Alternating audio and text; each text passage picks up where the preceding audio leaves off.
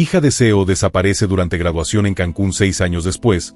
Aya Néstor de la escuela Elena Vargas recibió la llamada a las 3 de la tarde de un martes de octubre de 2024.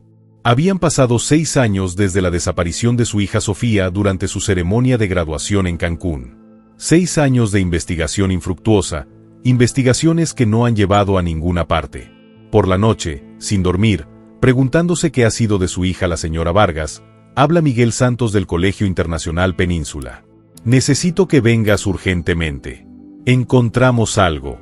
Elena sintió que el mundo se estaba deteniendo. Miguel Santos era el nuevo director de mantenimiento de la escuela donde Sofía había estudiado hasta graduarse. El mismo lugar donde había desaparecido sin dejar rastro la noche de la ceremonia. ¿Qué encontraron?, preguntó Elena con voz temblorosa. Será mejor que lo vea usted misma, señora. Estamos renovando el sótano del edificio principal y hemos encontrado una maleta. Una maleta rosa con las iniciales SBM. Sofía Vargas Mendoza. Su hija Elena colgó el teléfono e inmediatamente llamó a su esposo Alejandro, director ejecutivo de una de las empresas más importantes de México. En cuestión de minutos, estaban de camino a Cancún. El corazón de Elena latía como no lo había hecho en años. La Escuela Internacional Península había sido el orgullo de la familia. Una institución privada de élite donde estudiaban los hijos de los empresarios más influyentes del país. Sofía había sido una estudiante ejemplar, presidenta del Consejo Estudiantil, con la intención de estudiar Derecho Internacional. El 15 de junio de 2018, a la edad de 18 años, se graduó con honores. Esa misma noche había desaparecido. Miguel Santos los esperaba en la entrada principal de la escuela. Era un hombre de unos 50 años, fornido, con manos callosas, para quien había trabajado toda su vida en la construcción. Señor Mendoza, lamento mucho tener que mostrarle esto, dijo Miguel mientras los conducía al sótano. Hemos estado demoliendo las paredes del sótano durante los últimos 3 días para instalar un nuevo sistema eléctrico. Esta mañana, mientras derribábamos una pared que parecía más nueva que las demás, encontramos un espacio sellado. Bajaron escaleras de concreto hasta llegar a un pasillo húmedo iluminado por luces de trabajo. Al final del pasillo había un agujero irregular en la pared de ladrillos. Está ahí, subrayó Miguel.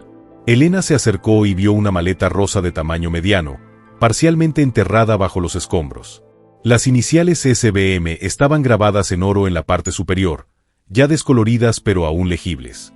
Fue el regalo de graduación que le dimos, susurró Alejandro. Su madre lo compró en París el mes antes de la ceremonia. Elena se arrodilló junto a la maleta. Sus manos temblaban al tocar la superficie de cuero sintético.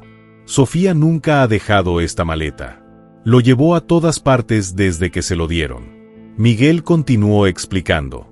La pared que sellaba este espacio estaba hecha de materiales diferentes al resto del edificio. Ladrillo común, no el ladrillo original de la construcción. Quienquiera que hiciera esto sabía un par de cosas sobre construcción, pero tenía prisa. ¿Llamaron a la policía?, preguntó Alejandro. Los llamé inmediatamente después de hablar con la señora Vargas. El detective Carlos Ruiz está en camino. Elena abrió con cuidado la maleta. En el interior, encontraron la ropa que Sofía había traído para el viaje de graduación, vestidos, zapatos, productos de belleza y, en un compartimento lateral, su pasaporte y documentos personales. Si tenía la intención de huir, ¿por qué dejaría su pasaporte?, preguntó Elena.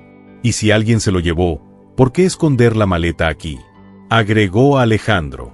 En ese momento, llegó el detective Carlos Ruiz, un hombre de mediana edad con experiencia en casos complejos. Había sido uno de los primeros investigadores en el caso de Sofía, pero no el principal culpable. Señor Mendoza, saludó Ruiz.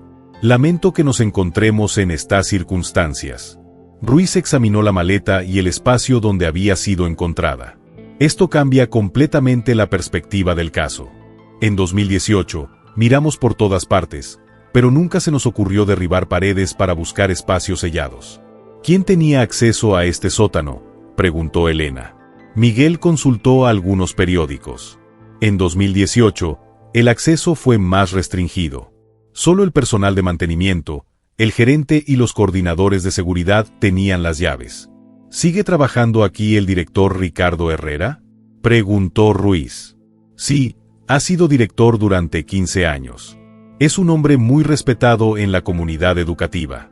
Elena recuerda vívidamente al director Herrera, un hombre distinguido de unos 60 años, siempre impecablemente vestido, que había dirigido personalmente la búsqueda de Sofía.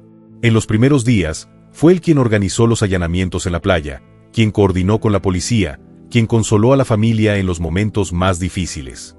«Necesito hablar con él», dijo Ruiz. «¿Dónde está ahora?» «En su oficina». Le conté sobre el descubrimiento hace una hora. Mientras se dirigían a las oficinas administrativas, Elena notó que la escuela se veía diferente. Habían renovado varios espacios, pintado las paredes, cambiado los pisos, pero el olor era siempre el mismo, una mezcla de cloro, cera y libros que inmediatamente la transportaron a los años en que vino a recoger a Sofía. La oficina del director Herrera estaba en el segundo piso del edificio principal. Era un gran espacio con ventanas que daban al jardín central de la escuela. Las paredes estaban decoradas con diplomas, fotografías de personalidades importantes y reconocimientos a la excelencia educativa. Ricardo Herrera los recibió con la misma expresión seria y compasiva que Elena recordaba hace 6 años. Era un hombre alto, canoso y bien peinado, que irradiaba autoridad y confianza. «Elena, Alejandro», dice el director mientras se levanta de su escritorio. «No puedo imaginar cómo deben sentirse en este momento». «Directora Herrera», respondió Elena, «necesitamos respuestas. Esta maleta lo cambia todo». Herrera asintió solemnemente. «Claro. He revisado todos los archivos desde que Miguel me informó del descubrimiento. Detective Ruiz, tengo a su disposición todos los registros escolares de este periodo». «Agradezco su cooperación, director», dijo Ruiz. «Necesito una lista de todas las personas que tuvieron acceso al sótano en junio de 2018. Por supuesto, fuimos muy estrictos con la seguridad. Solo yo, el coordinador de mantenimiento en ese momento, el jefe de seguridad y mis 2 asistentes administrativos teníamos llaves maestras». Elena estudió el rostro del director. Hace 6 años, tenía plena confianza en este hombre. Ahora, con la maleta de su hija sellada en el sótano de su escuela, comenzó a hacerse preguntas que nunca antes había considerado.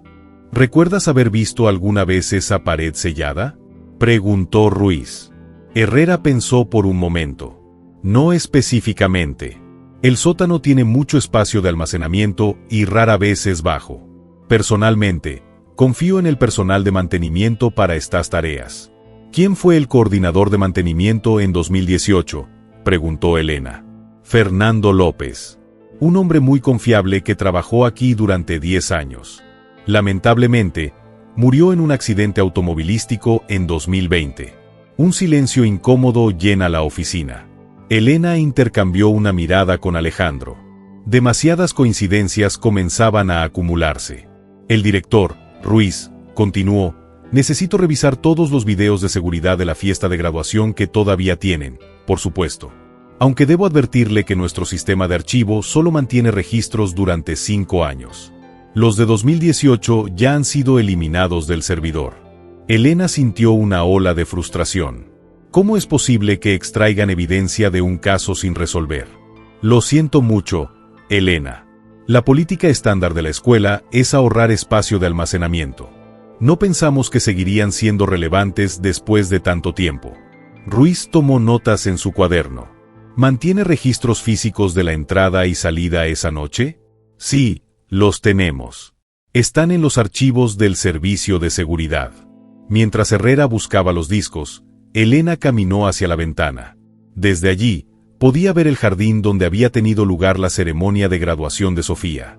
Recordaba perfectamente a su hija radiante con su vestido blanco, el orgullo en los ojos de Alejandro, las felicitaciones de los otros padres. Después de la ceremonia, hubo una recepción en el salón principal. Sofía se había quedado allí hasta las 11 de la noche, charlando con sus compañeros de clase y maestros. Elena la recordaba con alegría, emocionada por su futuro en la universidad.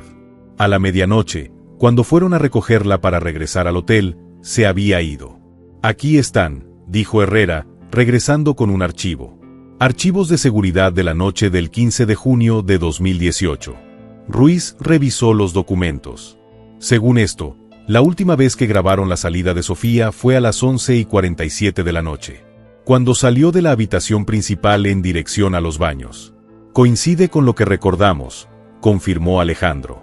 Esa fue la última vez que alguien la vio. Pero, ¿no hay constancia de que haya abandonado el barco?, preguntó Elena. No, y lo analizamos en profundidad en 2018. Asumimos que había encontrado una salida sin pasar por los puestos de control. Elena notó algo extraño en el tono del director. Por primera vez en 6 años, detectó un ligero nerviosismo en su voz. El detective Ruiz cerró el expediente. Director Herrera, tendré que volver a cuestionar a todo el personal que trabajó aquí en 2018 y todavía está en la escuela. Claro, aunque debo mencionar que muchos ya no trabajan aquí. La rotación de personal es alta en el sector educativo. Entiendo. Prepare una lista con la información de contacto de todos los empleados de ese periodo, ya sea que estén trabajando actualmente aquí o no. Al salir de la oficina, Elena se sintió abrumada por la emoción. Después de 6 años de incertidumbre, finalmente tenían una pista concreta. Pero también tenía más preguntas que respuestas. ¿Qué te parece?, le preguntó a Alejandro mientras se dirigían al estacionamiento. Creo que alguien en esta escuela sabe mucho más de lo que dice. Y esta maleta no llegó sola al sótano. El detective Ruiz se acercó a ellos. Volveré a abrir oficialmente el archivo. Esto es evidencia de un posible homicidio. La maleta será enviada al laboratorio forense para un análisis completo. Elena asintió, sintiendo una mezcla de esperanza y terror. La esperanza de que finalmente descubrieran la verdad sobre Sofía. El terror de lo que esta verdad podría revelar. Mientras se alejaban de la Escuela Internacional Península, Elena miró por el espejo retrovisor al edificio donde había desaparecido su hija. Algo le dijo que los secretos enterrados en esta escuela apenas comenzaban a salir a la luz. La investigación que creían cerrada estaba a punto de revelar una verdad que cambiaría todo lo que creían saber sobre la desaparición de Sofía Vargas Mendoza. El detective Carlos Ruiz llegó a la estación de policía de Cancún con la maleta de Sofía Vargas Mendoza sellada en una bolsa de evidencia. Habían pasado 6 años desde que había archivado el caso como desaparición voluntaria con presunción de fuga. Ahora, con pruebas físicas concretas, se sintió obligado a examinar cada detalle que había pasado por alto en la investigación inicial. El archivo ocupaba 3 archivadores completos.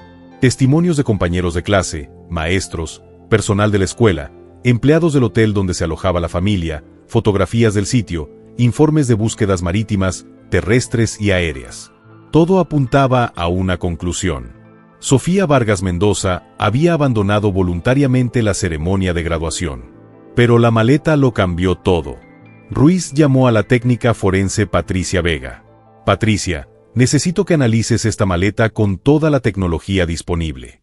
Huellas dactilares, fibras, ADN, cualquier cosa que pueda darnos información. ¿Es el caso de Vargas Mendoza?, preguntó Patricia. Recuerdo este caso. Una chica rica que desapareció cuando se graduó. De la misma manera. Pero ahora tenemos evidencia física. Encontraron su maleta sellada en una pared en el sótano de la escuela. Patricia silbó suavemente. Esto cambia completamente la perspectiva. ¿Cuánto tiempo necesitas los resultados? Ayer, a la espera de los resultados de la patología forense, Ruiz decidió profundizar en el testimonio de Ricardo Herrera, director del Colegio Internacional Península en 2018. Herrera había sido uno de los testigos más cooperativos. Había permitido el acceso completo a las instalaciones. Había organizado una búsqueda voluntaria entre el personal. Había ofrecido recompensas por información. Ruiz volvió a leer la transcripción del interrogatorio inicial. Detective Ruiz, ¿cuándo fue la última vez que vio a Sofía Vargas Mendoza Herrera? En la recepción posterior a la ceremonia. Recuerdo haberlo felicitado personalmente alrededor de las 10:30 de la noche. Detective Ruiz, ¿ha notado algo inusual en su comportamiento? ¿Herrero? De nada. Estaba feliz. Entusiasmado con su futuro académico. Discutimos brevemente sus planes para estudiar Derecho Internacional. Detective Ruiz, ¿Sofía tuvo problemas disciplinarios en la escuela Herrera? Nunca. Era una estudiante ejemplar, muy involucrada en actividades extracurriculares. Nunca hemos tenido una sola queja sobre su comportamiento. Los testimonios parecían auténticos. En 2018, Herrera expresó su sincera preocupación por la desaparición. Facilitó la investigación en todo momento. Pero ahora Ruiz tenía que analizarlo desde un ángulo diferente. Sonó su teléfono. Era Elena Vargas. Detective Ruiz, pensé en algo. ¿Recuerdas que el director mencionó que el coordinador de mantenimiento de 2018 murió en un accidente? ¿Fernando López? Sí. ¿Para qué? Me parece que esto es una coincidencia. Podría investigar los detalles de este accidente. Ruiz tomó nota de esto. Tienes razón. Pediré el informe del accidente de tráfico. Hay algo más. Alejandro y yo recordamos esa noche. Sofía nos dijo durante la cena que el director Herrera le había ofrecido una beca especial para estudios de posgrado en Europa. ¿Una beca especial? Sí. Dijo que Herrera quería hablar con ella en privado después de la ceremonia para darle los detalles. Que era una oportunidad única que solo estaba disponible para estudiantes excepcionales. Ruiz sintió que su pulso se aceleraba. ¿Herrera mencionó esto durante su interrogatorio inicial? Acabo de revisar mis notas de esa noche. Sofía estaba entusiasmada con esta beca. Dijo que se reuniría con Herrera después de la recepción. Elena es información crucial. ¿Por qué no lo mencionaron en 2018? Con todo el caos de la desaparición, lo hemos olvidado. Además, asumimos que Herrera ya les había informado de la reunión planificada. Ruiz colgó e inmediatamente buscó en el archivo cualquier mención de una reunión entre Sofía y el director. No había nada. Herrera nunca había mencionado una reunión con el estudiante. Después de la ceremonia, decidió llamar a la Escuela Internacional Península. El director Herrera es el detective Ruiz. Tengo algunas preguntas más sobre el caso Vargas Mendoza. Por supuesto, detective. Estoy a su disposición. ¿Recuerdas haber tenido una reunión con Sofía la noche de graduación para discutir una beca europea? Hubo una larga pausa antes de que Herrera respondiera. Detective, han pasado 6 años. Cada año, hablo con cientos de estudiantes sobre las posibilidades académicas. No recuerdo esa conversación con precisión, pero ofrecieron becas especiales para estudiar en Europa. De vez en cuando, tenemos acuerdos con algunas universidades europeas, pero habría que buscar en los archivos para recordar las especificidades de 2018. Me gustaría revisar estos temas con ustedes mañana. Claro. ¿A qué hora te conviene? Después de colgar, Ruiz se sintió incómodo. El tono de Herrera había cambiado. La confianza de la reunión anterior había sido reemplazada por la cautela. Su teléfono volvió a sonar. Era Patricia Vega, del laboratorio forense. Carlos, tienes que venir de inmediato. Los resultados preliminares de la maleta son muy interesantes. Ruiz llegó al laboratorio en 15 minutos. Patricia lo esperaba con varios reportajes y fotografías. En primer lugar, las huellas dactilares. Hay varios conjuntos. Obviamente, los de Sofía están por todas partes. Pero también hay otras 2 personas. Los identificaron. Uno coincide con Elena Vargas, la madre. Lógica. Esto probablemente ayudó con su empaque. Pero el segundo proviene de un hombre adulto. Las huellas dactilares se encuentran principalmente en el exterior de la maleta y en el cierre. ¿Están en el sistema? Eso es lo interesante. Sí, lo son. Pertenecen a Fernando López. Ruiz sintió que lo habían golpeado. ¿El coordinador de mantenimiento que murió en 2020? De la misma manera. Había dejado su huella en el sistema porque había trabajado en varias instituciones educativas. Este es un protocolo estándar para los empleados que tienen acceso a menores. ¿Qué más encontraron? Patricia mostró una serie de fotografías microscópicas. Fibras. Encontramos fibras de algodón en el compartimento principal que no coincidían con ninguna de las prendas que había dentro de la maleta. ¿Qué fibras? Camisa de hombre. Color azul claro. También encontramos cabello que no pertenece a Sofía. ¿Masculino? Sí. Pelo corto, teñido de negro. El análisis de ADN llevará más tiempo, pero puedo decirles que se trata de un hombre de entre 40 y 60 años. Ruiz estudió fotografías. ¿Una cosa más? Sí. Eso es lo más importante. Patricia le mostró una foto ampliada del forro interior de la maleta. ¿Ves estas marcas?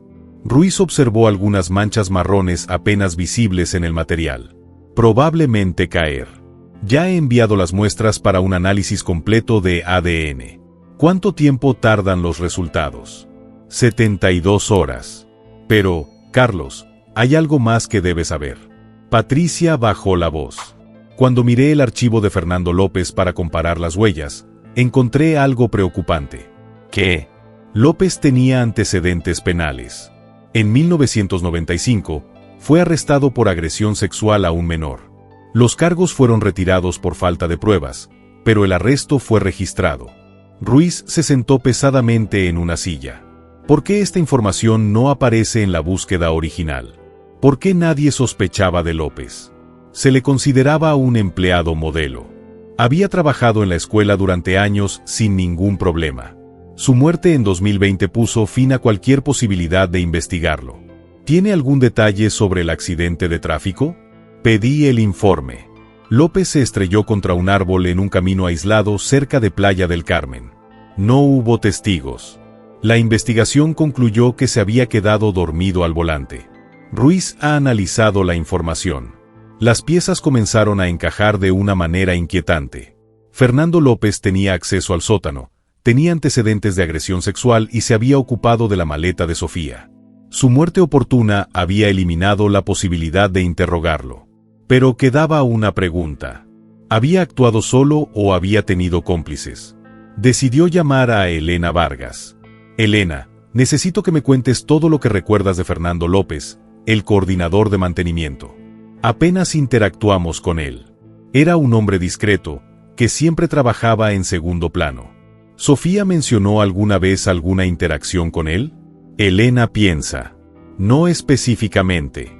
Pero ahora que lo pienso, una vez dijo que el hombre de mantenimiento siempre la saludaba de manera muy amistosa cuando la veía en los pasillos. ¿Te pareció apropiado este comportamiento? En ese momento, sí. Pensamos que era un empleado amigable. Pero ahora, con lo que han encontrado. Elena, quiero que tú y Alejandro vengan a la estación mañana. Repasemos todo desde el principio. Esa noche, Ruiz trabajó hasta altas horas de la noche, revisando cada detalle de la investigación inicial. Había estado tan concentrado en la teoría de la huida voluntaria que había descuidado pistas importantes. Examinó los planes para la escuela. El sótano donde encontraron la maleta estaba directamente debajo del pasillo donde se llevó a cabo la recepción. Había una escalera de servicio que conectaba los dos niveles, utilizada principalmente por el personal de mantenimiento. Si López hubiera atacado a Sofía durante la recepción, habría sido fácil llevarla al sótano sin ser detectado. La mayoría de los invitados se concentraron en el vestíbulo principal y el personal de seguridad patrullaba las áreas al aire libre. Pero algo andaba mal. López era el coordinador de mantenimiento. Tenía autoridad sobre los otros empleados. ¿Por qué arriesgaría todo atacando a la hija de uno de los empresarios más poderosos del país? De otra manera, que no había actuado por el impulso de un impulso personal. Ruiz consideró otra posibilidad más siniestra. ¿Y si López hubiera sido instrumentalizado por otra persona? Alguien con más poder, más influencia, más que perder. Volvió a revisar el testimonio de Ricardo Herrera, el director. Había insistido en que Sofía estaba feliz y emocionada durante la recepción. Pero Elena acababa de confirmar que Sofía tenía una cita programada con Herrera después de la ceremonia.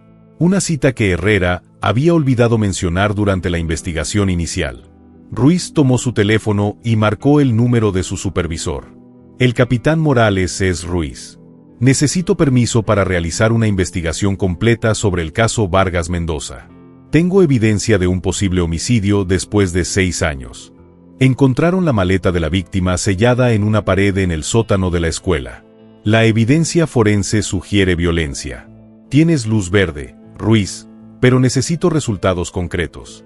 Este caso involucra a personas muy poderosas. Ruiz colgó, sintiendo el peso de la responsabilidad. Sabía que estaba a punto de investigar a los influencers con recursos para defenderse y contraatacar. Pero también sabía que Sofía Vargas Mendoza merecía justicia. Y esa justicia comenzaría con el descubrimiento de la verdad sobre lo que realmente sucedió. La noche del 15 de junio de 2018 en el Peninsula International School, Elena Vargas no había dormido en toda la noche. Las revelaciones del detective Ruiz sobre Fernando López y las pruebas forenses la habían sumido en un estado de ansiedad que no había experimentado desde los primeros meses después de la desaparición de Sofía. Se levantó antes del amanecer y decidió hacer algo que había evitado durante 6 años. Revise cuidadosamente todas las pertenencias de su hija. Alejandro la encontró en la habitación de Sofía, que habían guardado exactamente como la había dejado. Elena tenía cajas esparcidas por el suelo. Cartas, fotografías, diarios y documentos escolares organizados en pequeñas montañas. ¿Encontraste algo?, preguntó Alejandro, sentado en la cama de su hija. Mira esto. Elena le mostró un periódico rosa con un candado. Nunca había tenido el coraje de leerlo antes, pero ahora. Alejandro asintió. ¿Qué está diciendo? Elena leyó en voz alta. 15 de octubre de 2018, el director Herrera me llamó a su oficina hoy. Me dice que tengo un potencial especial y que quiere ayudarme a conseguir una beca para estudiar en Europa. Me pidió que no se lo dijera a nadie por el momento porque las oportunidades son muy limitadas. Hay más artículos sobre Herrera. Elena pasó varias páginas. En 2018, tuve otra reunión con el director. Me mostró fotografías de universidades de España y Francia. Dice que necesita conocerme mejor como persona para escribir una recomendación especial. Me pidió que le contara sobre mi vida familiar, mis relaciones, mis sueños. Alejandro frunció el ceño. ¿Por qué necesitaría conocer información personal para una recomendación académica? Elena continuó leyendo. 20 de abril de 2018, el director Herrera me invitó a tomar un café en su oficina después de la escuela. Hablamos durante 2 horas sobre mi futuro. Es muy atento, pero a veces hace preguntas muy personales. Es normal que un director me pregunte si tengo novio o si he tenido alguna relación íntima. Dios mío, susurró Alejandro. ¿Por qué Sofía no nos lo dijo? Leer. 10 a 2018, estoy confundido. El director Herrera me dijo que para obtener la beca, tenía que demostrar que soy maduro y responsable. Me pidió que no les contara a mis padres sobre nuestras reuniones porque podrían malinterpretarlo. Ella dice que algunos padres están celosos y no entienden la relación especial entre el mentor y el estudiante. Elena tenía náuseas. Alejandro, este hombre estaba manipulando a nuestra hija. ¿Hay más? 25 a 2018, el gerente me tocó el hombro hoy de una manera que me hizo sentir incómodo cuando me estaba moviendo. Se disculpó y dijo que solo quería consolarme porque parecía nerviosa por los exámenes finales. No sé si estoy exagerando. Elena cerró el periódico con mano temblorosa. Hay docenas de entradas como estás. Herrera lo manipuló durante meses. Sonó su teléfono. Era el detective Ruiz. Elena, ¿puedes venir a la estación con Alejandro esta mañana? Tengo información importante para compartir. Detective, también tenemos información. Encontré el diario de Sofía. Herrera lo manipuló durante meses antes de graduarse. Trae el periódico. Nos vemos en 1 hora en la comisaría. El detective Ruiz los estaba esperando con varios archivos abiertos en su escritorio. Su expresión era seria. Antes de que me muestres el diario, déjame contarte lo que descubrí sobre Fernando López, comenzó Ruiz. Su muerte en 2020 no fue un accidente.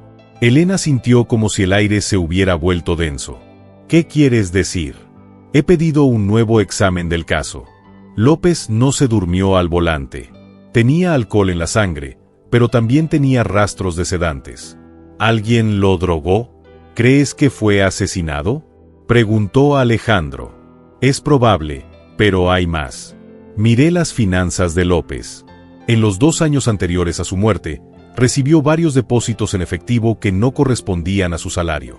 Depósitos de 10,000 pesos mensuales desde julio de 2018. Elena calculó rápidamente. 1 mes después de la desaparición de Sofía. Exactamente. Alguien le estaba pagando por su silencio. Ruiz abrió otro archivo. También investigué más sobre los antecedentes de López. Además del arresto de 1995, se ha informado de comportamiento inapropiado en 2 escuelas anteriores. Nada que llevara a acusaciones, pero lo suficiente como para crear un modelo. ¿Cómo conseguiste un trabajo en escuelas con estos antecedentes?, preguntó Alejandro. Eso es lo interesante. En cada caso, recibí cartas de recomendación excepcionales. Cartas que exageraban sus calificaciones y omitían por completo los problemas disciplinarios. Elena le mostró a Ruiz el periódico. «Detective, necesitas leer esto». Herrera manipuló a Sofía durante meses. Ruiz leyó varias entradas en su diario. Su expresión se oscurecía con cada página. «Esta es una prueba de preparación», dijo finalmente. Herrera estaba preparando psicológicamente a Sofía para algo. «¿Para qué?», preguntó Elena, aunque temía la respuesta. «Tal vez por agresión sexual. El modelo es el aislamiento secreto, la creación de una relación especial, la normalización del contacto físico inapropiado». Alejandro se puso de pie abruptamente. «Voy a matar a ese hijo de puta». «Alejandro, siéntate», dijo Ruiz con firmeza. «Necesito que mantengas la calma. Si Herrera es culpable, lo atraparemos, pero tenemos que hacerlo bien». Elena todavía estaba revisando el diario. «Hay una inscripción para el día antes de la graduación. 14 de junio de 2018. El director confirmó que la reunión se celebraría mañana después de la ceremonia. Me dice que finalmente me dará los documentos de la beca. Estoy nervioso, pero emocionado. Finalmente podré estudiar en Europa, como siempre he soñado». «¿Mencionaste dónde se iba a llevar a cabo la reunión?», preguntó Ruiz. «Tu oficina». A las 11:30 de la noche, después de terminada la recepción, Ruiz consultó sus notas. Según los registros de seguridad, Sofía salió del salón principal a las 11:47 de la mañana. Se dirigía a la oficina de Herrera. «Pero, ¿por qué Herrera no mencionó la reunión durante la investigación inicial?», preguntó Elena. «Porque algo salió mal durante esa reunión. Algo que lo obligó a encubrir lo que había sucedido». Sonó el teléfono de Ruiz. Era Patricia Vega, del laboratorio forense. «Carlos, tienes que venir de inmediato. Los resultados de ADN han llegado y son explosivos». Ruiz ha subido el teléfono a todo volumen. «¿Qué encontraste, Patricia?». «La sangre en la maleta es de Sofía Vargas Mendoza. Pero también encontramos ADN masculino en las fibras de las camisas. Coincide con una muestra que tenemos archivada». «¿Cuyo?». «Ricardo Herrera. Proporcionó una muestra de ADN en 2019 para la base de datos de empleados de educación. Este es un protocolo estándar». Elena sintió que se iba a desmayar. Herrera estuvo en contacto físico con Sofía la noche de su desaparición. Además, Patricia continuó, «El cabello que encontramos también es de Herrera. Y eso no es todo. Encontramos tela debajo de las uñas de Sofía en una muestra que habíamos guardado de sus pertenencias personales». «¿Tela?», preguntó Ruiz. «Piel humana». Sofía se defendió. Rascó a su atacante. El silencio en la oficina era opresivo. Elena tomó la mano de Alejandro, ambos lidiando con la horrible realidad que se desarrollaba frente a ellos. «Patricia», continuó Ruiz, «el ADN en el tejido coincide con Herrera. Lo estoy procesando ahora. Te llamaré en una hora para darte los resultados». Ruiz colgó y miró a Elena y Alejandro. «Tenemos pruebas suficientes para obtener una orden de arresto para usted». «¿Qué crees que pasó esa noche?», preguntó Elena. Ruiz reconstruyó los hechos basándose en la evidencia. Sofía fue a la oficina de Herrera para la reunión de entrega de becas. Herrera probablemente trató de agredirla sexualmente. Ella se resistió, lo arañó.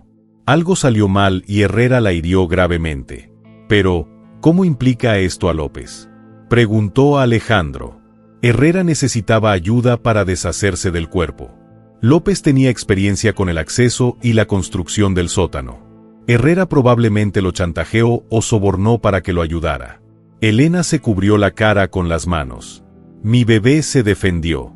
Luchó contra este monstruo, Elena», dijo Ruiz en voz baja. «Sofía fue valiente. Gracias a su resistencia, tenemos pruebas que llevarán a su asesino ante la justicia». El teléfono de Ruiz volvió a sonar. Era Patricia. «Carlos, es una coincidencia positiva. La tela debajo de las uñas de Sofía pertenece a Ricardo Herrera». Ruiz se puso de pie. «Solicitaré la orden de arresto de inmediato». «Detective», dijo Elena, «¿cuáles son las posibilidades de encontrar el cuerpo de Sofía?». Ruiz la miró con compasión. «Con Herrera detenido, ¿puede decirnos dónde está?». Esta es nuestra mejor oportunidad para traer a Sofía a casa. Elena asintió, sintiendo una mezcla de alivio y dolor. Después de 6 años de incertidumbre, finalmente obtuvieron respuestas. Pero estas respuestas confirmaron sus peores temores. Su hija había sido víctima de un depredador en el que confiaban, un hombre que había usado su posición de autoridad para manipular y finalmente asesinar a una joven inocente.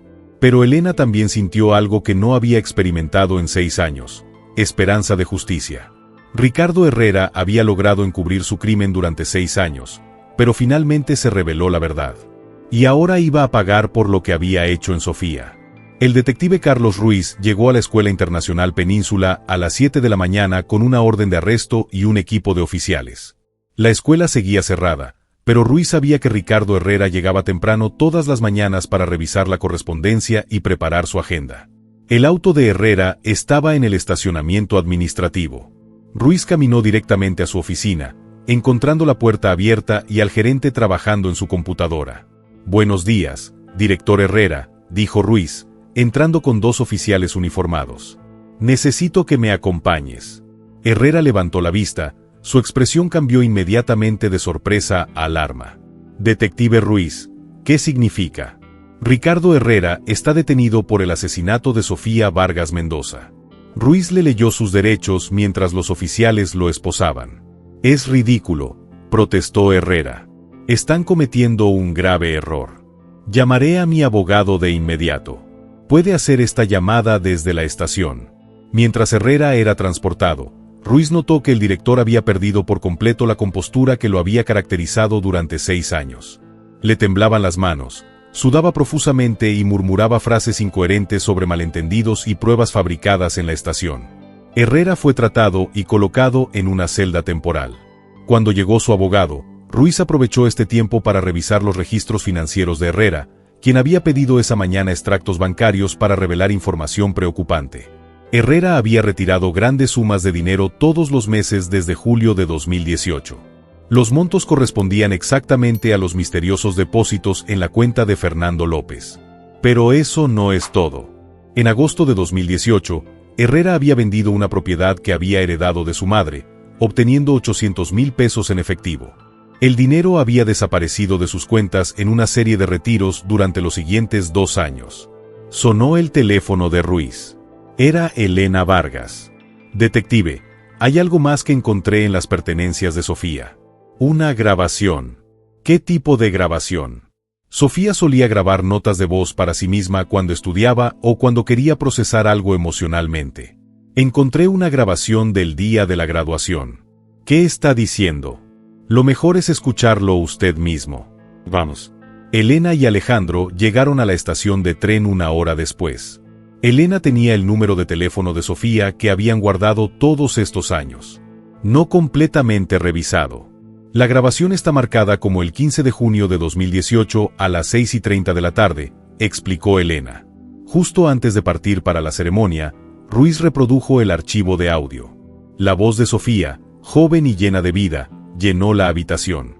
«Hoy es mi graduación y debería estar emocionado, pero estoy muy confundido acerca del director Herrera.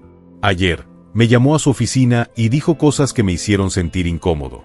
Me preguntó si alguna vez había besado a un hombre mayor, si sabía cuál era la atracción entre un mentor y su alumno. Cuando le dije que me sentía incómodo, se disculpó y dijo que solo quería prepararme para la academia. Pero algo anda mal. Esta noche, tengo que reunirme con él para recibir los documentos de la beca. Espero que sean solo mis nervios y que todo salga bien». La grabación ha terminado. Elena tenía lágrimas en los ojos. «Mi bebé sabía que algo andaba mal, pero confiaba en la autoridad», murmuró. Ruiz sintió una mezcla de tristeza y enojo. Sofía había sentido el peligro, pero su educación la había condicionado al respeto y la confianza de las figuras de autoridad. «Esta grabación es una evidencia crucial», dijo Ruiz. Demostró el estado mental de Sofía antes del partido y confirmó que Herrera la estaba manipulando sexualmente. Su teléfono volvió a sonar. Era Patricia Vega. «Carlos, he terminado de analizar la computadora de Herrera que fue confiscada esta mañana. Encontré algo que fotografía. Cientos de fotografías de estudiantes tomadas sin su conocimiento. Estudiantes con uniformes escolares, en eventos deportivos, en ceremonias. Muchos se toman desde ángulos que se enfocan en partes específicas del cuerpo. Ruiz tenía náuseas. Hay fotos de Sofía, docenas de fotografías tomadas durante varios años. Algunos muy recientes antes de su desaparición. Pero hay algo más preocupante. Encontré una carpeta encriptada con videos. ¿Videos de qué? Grabaciones de las reuniones privadas de Herrera con estudiantes en su oficina. Parece que había instalado una cámara oculta. Hay un video de la reunión con Sofía la noche de la graduación. Eso es lo extraño. Hay videos hasta el 14 de junio. El video del 15 de junio fue eliminado, pero pude recuperar fragmentos del archivo dañado. Ruiz fue inmediatamente al laboratorio forense. Patricia había logrado recuperar unos 3 minutos de video fragmentado de la fiesta de graduación. Las imágenes mostraban la oficina de Herrera desde un ángulo alto. Sofía entró con su vestido blanco de graduación. Herrera lo saludó con una sonrisa y le ofreció un asiento. El video saltó varios fragmentos, pero se pudo ver a Herrera acercándose a Sofía tocándole el hombro y el cabello. Sofía parecía incómoda, moviéndose en su silla, tratando de mantener la distancia. En el último fragmento recuperado, se vio a Herrera tratando de besar a Sofía. Ella se levantó abruptamente mientras lo empujaba. Herrera lo agarró del brazo agresivamente. El video fue cortado allí. ¿Has podido recuperarte más?, preguntó Ruiz. No. El resto del archivo se sobreescribió repetidamente. Herrera sabía cómo deshacerse de la evidencia digital. Ruiz regresó al puesto con pruebas condenatorias contra Herrera. Pero necesitaba una confesión para encontrar el cuerpo de Sofía. El abogado de Herrera había llegado. Manuel Restrepo, uno de los abogados penalistas más caros de Cancún. Su presencia confirmó que Herrera tiene importantes recursos y conexiones.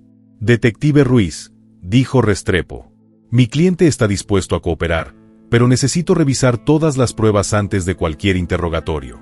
Su cliente está acusado de asesinato en primer grado. Contamos con evidencia física, testimonial y digital. La cooperación de su cliente determinará si buscaremos la pena de muerte o la cadena perpetua.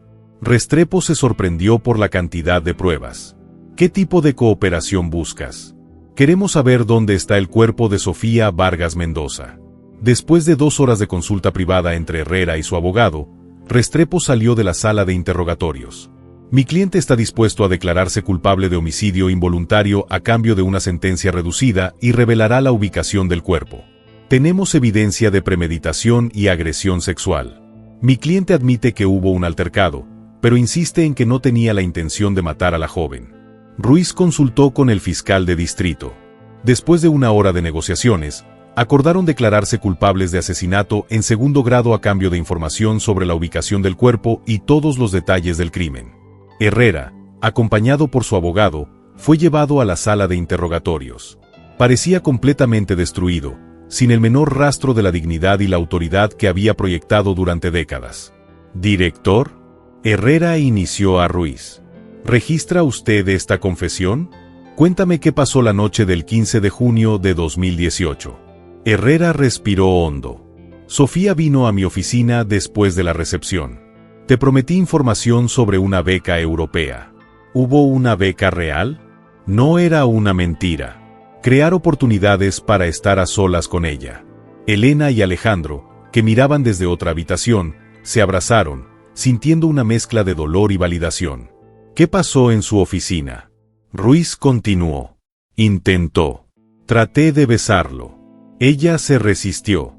Me empujó. Insistí. Me rascó la cara y gritó que se lo iba a decir a sus padres. Y luego entré en pánico.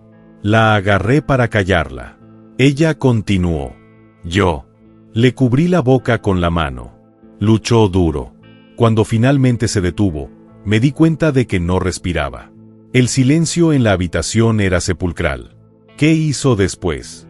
Llamé a Fernando López. Tenía las llaves del sótano y sabía un par de cosas sobre construcción. Le dije que había tenido un accidente, que necesitaba ayuda. ¿López vio el cuerpo? Sí. Me ayudó a llevarlo al sótano. Construimos el muro falso esa misma noche. ¿Dónde se encuentra el cuerpo de Sofía Herrera? Bajó la cabeza detrás de la pared donde encontraron la maleta. Lo sellamos en una pequeña habitación. Ruiz sintió que su corazón se aceleraba. ¿Sigue el cuerpo allí? Sí. ¿Por qué mataron a Fernando López? No lo maté. Pero se volvió cada vez más inestable después de 2018. Comenzó a beber, comentando las confesiones. Le pagó para que se callara, pero tenía miedo de que terminara hablando. ¿Quién lo mató? Herrera miró a su abogado. No puedo responder a esa pregunta, Ricardo. Si quieres el acuerdo de declaración, tienes que contarnos todo. López tenía deudas de juego. Había personas peligrosas que lo presionaban para obtener dinero. Cuando les dijo que tenía información valiosa sobre la hija de un rico hombre de negocios, los criminales lo mataron para silenciarlo.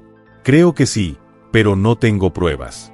Ruiz terminó el interrogatorio sintiendo que había resuelto el caso principal, pero que la muerte de López seguía sin resolverse. Más importante aún, finalmente pudieron traer a Sofía a casa. Elena y Alejandro se abrazaron llorando cuando Ruiz les informó que habían encontrado la ubicación del cuerpo de su hija. Después de 6 años de incertidumbre, dolor y búsqueda infructuosa, finalmente pudieron despedirse de Sofía. La justicia finalmente estaba al alcance de la mano. El equipo forense llegó a la Escuela Internacional Península antes del amanecer. Elena y Alejandro Vargas Mendoza esperaban en el estacionamiento, acompañados por el detective Ruiz y un capellán de la policía. Después de 6 años de búsqueda, estaban a punto de recuperar los restos de su hija. Patricia Vega dirigió el equipo de excavación en el sótano. Habían traído equipos especializados para demoler cuidadosamente el muro falso que Fernando López había construido la noche del 15 de junio de 2018. El señor Vargas Mendoza, Patricia dijo mientras se acercaba a la familia, hemos confirmado que hay una cámara sellada detrás de la pared. Tenemos que proceder con mucho cuidado para preservar cualquier evidencia adicional. Elena asintió, incapaz de hablar. Alejandro tenía una mano protectora en su hombro. El proceso de demolición duró 3 horas. Cuando finalmente abrieron un agujero bastante grande, Patricia insertó una cámara de fibra óptica, pero para examinar el interior. Lo hemos encontrado, anunció solemnemente. Los restos se encuentran en buen estado debido al ambiente seco del subsuelo. Elena se derrumbó contra Alejandro sollozando. Después de 6 años de esperanza y desesperación, finalmente lo supieron con certeza.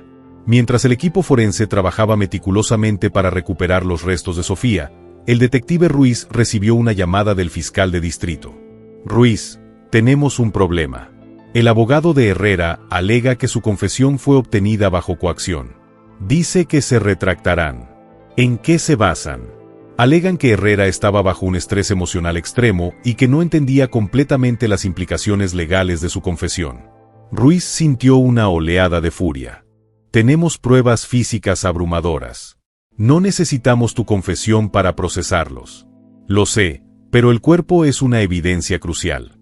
Si retiran sus confesiones, pueden alegar que alguien más puso el cuerpo allí después de que Herrera revelara la ubicación.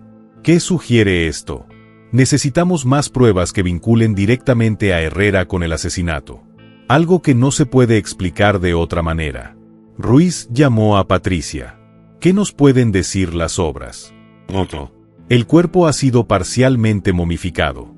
Debido a la condición del sótano, podemos determinar la causa exacta de la muerte, la hora de la muerte y cualquier trauma post-mortem. ¿Cuánto tiempo necesitan?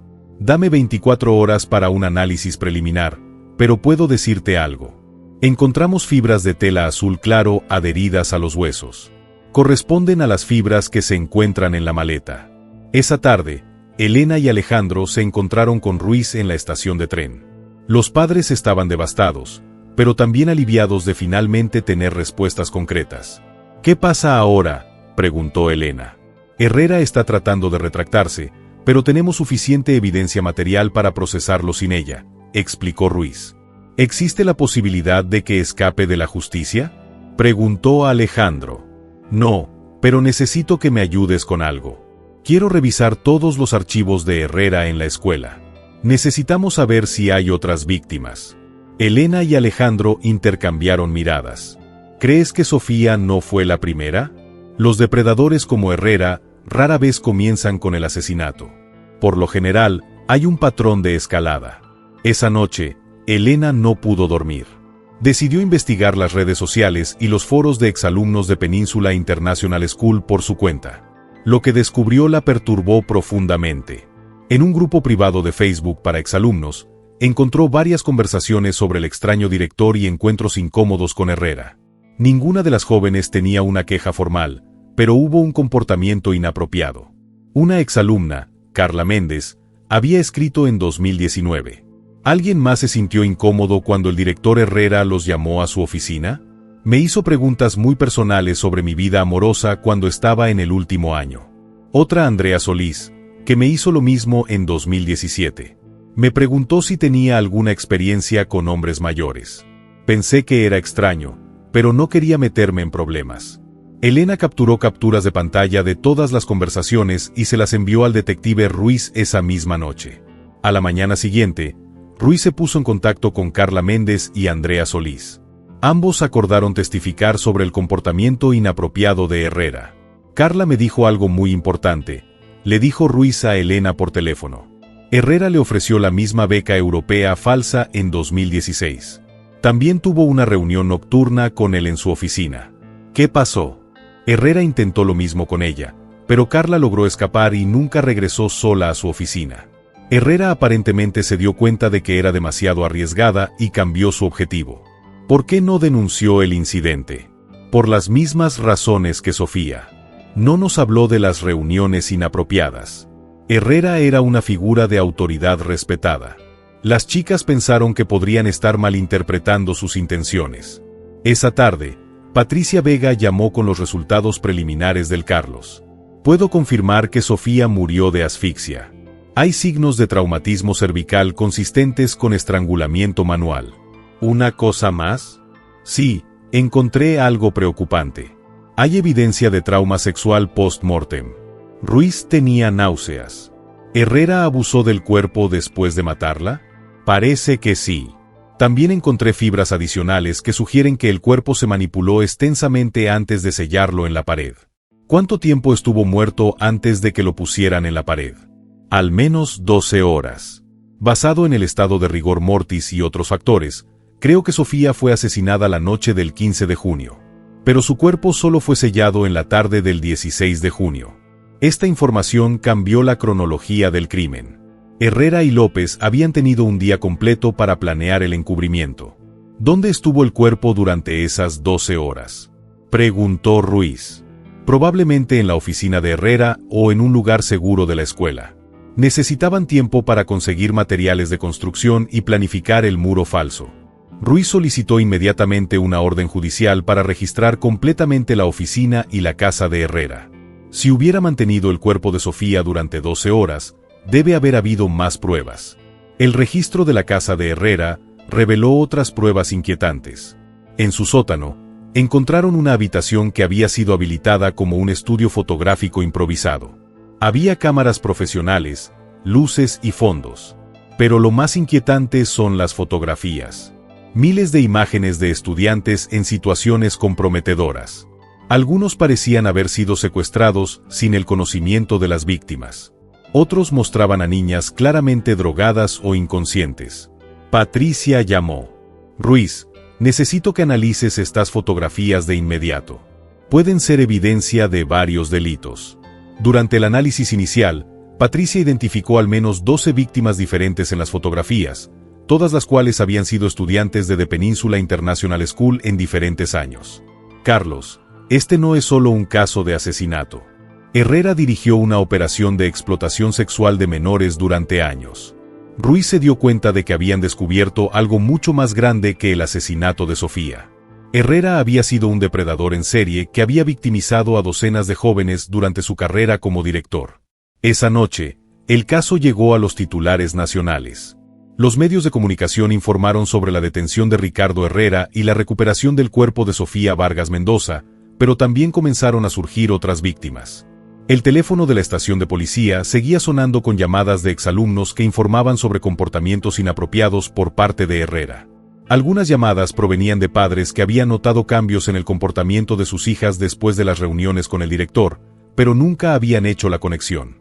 Elena recibió una llamada de Carla Méndez esa noche. Señora Vargas Mendoza, Quiero que sepa lo valiente que fue Sofía. Cuando Herrera trató de atacarme, escapé y nunca hablé. Sofía se defendió y luchó. Su valentía ayudó a desenmascarar a este monstruo y a hacer justicia a todos nosotros. Elena lloró al escuchar estas palabras. Su hija había pagado el precio más alto, pero su resistencia le había proporcionado la evidencia necesaria para exponer años de crímenes. El detective Ruiz trabajó toda la noche organizando pruebas y coordinando con otras víctimas. Se dio cuenta de que el caso de Sofía era solo la punta del iceberg de una operación criminal que había durado más de una década. Ricardo Herrera, el respetado director del Colegio Internacional Península, había sido uno de los depredadores más prolíficos en la historia criminal de México. Y todo comenzó con la desaparición de una joven valiente que se negó a ser víctima sin luchar. La noticia del arresto de Ricardo Herrera y la recuperación del cuerpo de Sofía Vargas Mendoza han conmocionado a México. Los medios cubrieron el caso las 24 horas del día, y la Escuela Internacional Península se convirtió en el foco de una investigación que se desarrolló rápidamente. Elena Vargas recibió cientos de llamadas de apoyo, pero también de otras madres que sospechaban que sus hijas habían sido víctimas de Herrera. La más impactante fue la llamada de María Fernández, madre de Lucía Fernández, una exalumna que se suicidó en 2019. Señora Vargas, mi hija Lucía estudió en esta escuela hasta 2017. Después de graduarse, cambió por completo. Se encerró en sí misma. Comenzó a tener pesadillas. Dejó de socializar. En 2019, se suicidó. Dejó una carta en la que mencionaba terribles secretos sobre la escuela, pero nunca entendimos lo que quería decir. Elena sintió un nudo en el estómago. ¿Guardas esta carta? Sí. Nunca tuve el coraje de mostrárselo a nadie. Pero después de enterarme de Herrera, creo que mi hija también fue una víctima. Elena se puso en contacto inmediatamente con el detective Ruiz con esta información. Ruiz se reunió con María Fernández esa misma tarde. La nota de suicidio de Lucía fue devastadora. Mamá, ya no puedo vivir con estos secretos. Lo que me pasó en la escuela me destruyó por dentro. El director Herrera me hizo cosas terribles y me convenció de que era mi culpa. Me dijo que si hablaba, nadie me creería porque era respetado y yo solo era un estudiante con problemas. Tengo fotos y videos que me tomó sin mi permiso. No puedo seguir viviendo con esta vergüenza. ¿Dónde están las fotos y videos que mencionas?, preguntó Ruiz. Registramos toda su habitación después de su muerte, pero nunca encontramos nada igual.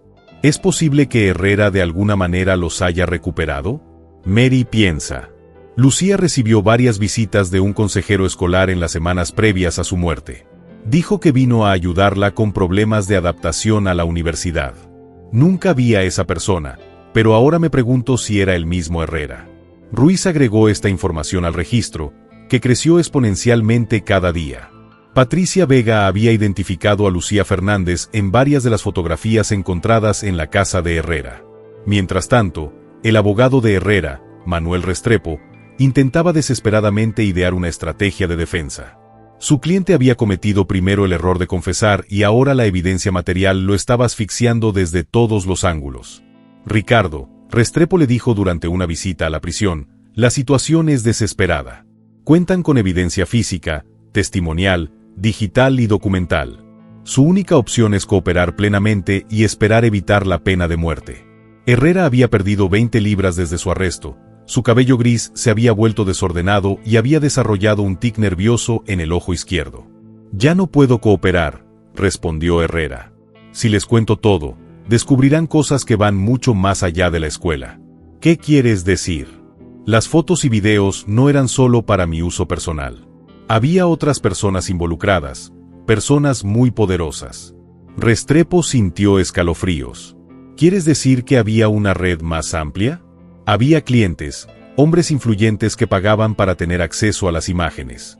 Algunos incluso pagaron por reuniones individuales con ellos. Dios mío, Ricardo. ¿Quién? Empresarios, políticos, otros educadores. Una red que incluía a personas que podrían destruir mi vida y la vida de mi familia si hablo. Esta revelación cambió por completo la dimensión del caso. Restrepo se dio cuenta de que su cliente no era solo un depredador individual, sino el operador de una red de explotación sexual que involucraba a la élite mexicana. Fernando López conocía esta red.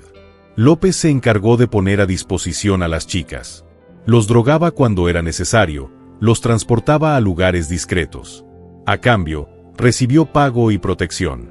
Por eso lo mataron. López se ha vuelto codicioso. Comenzó a chantajear a algunos clientes directamente. Esto violó las reglas de la Operación Restrepo. Salió de la cárcel sintiendo que había descubierto una conspiración que podría derrocar gobiernos. Pero también se dio cuenta de que la vida de su cliente estaba en peligro extremo. Esa noche, llamó al detective. «Detective, necesito reunirme con usted con urgencia. Mi cliente tiene información sobre una red criminal mucho más grande, pero teme por su vida». ¿Qué tipo de red?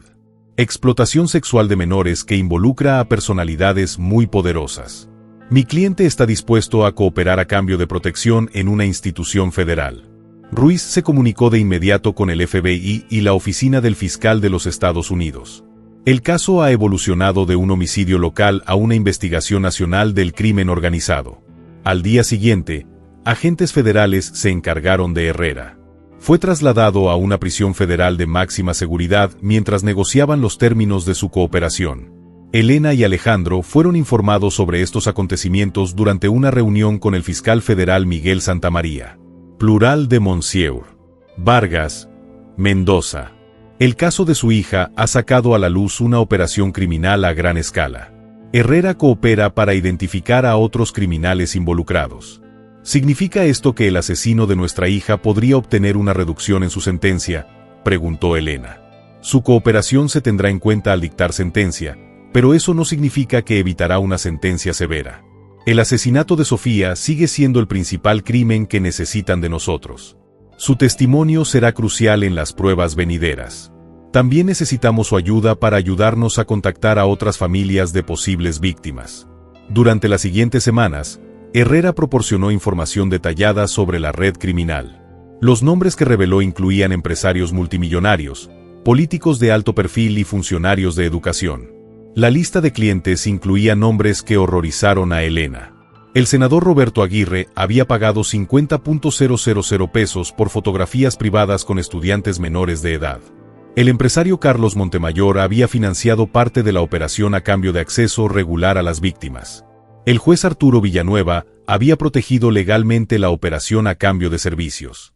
El director de Educación del Estado, Joaquín Morales, había facilitado transferencias problemáticas de estudiantes entre escuelas. Patricia Vega trabajó día y noche analizando terabytes de evidencia digital confiscada en varios lugares. Los servidores de Herrera contenían más de 100.000 imágenes y videos de explotación sexual infantil acumulados durante 15 años. «Carlos», le dijo Patricia Ruiz, «esta es la operación de explotación sexual más grande que hemos visto en México. Hemos identificado al menos 200 víctimas diferentes en los archivos. ¿Cuántos siguen vivos? Esta es la parte más trágica. Al menos 15 de las víctimas identificadas se suicidaron en los años siguientes. Otros han desarrollado problemas graves relacionados con las drogas, el trabajo, los trastornos alimentarios o han desaparecido por completo». Elena sintió que llevaba el peso del mundo sobre sus hombros. El asesinato de su hija sacó a la luz una red de horror que destruyó la vida de cientos de jóvenes. Pero también sintió que Sofía finalmente estaba obteniendo justicia, no solo para ella, sino también para todas las víctimas que habían sufrido en silencio. El detective Ruiz se coordinó con agencias internacionales cuando descubrieron que la red tenía vínculos con operaciones similares en Estados Unidos y Europa. Herrera había intercambiado equipos con delincuentes internacionales y facilitado el tráfico transfronterizo de menores. «Elena», le dijo Ruiz en una actualización, «el caso de Sofía se ha convertido en una de las investigaciones más importantes en la historia del crimen organizado en México». «Solo quiero que se haga justicia», respondió Elena, «no solo para Sofía, sino para todas las niñas que han sufrido. Se hará justicia.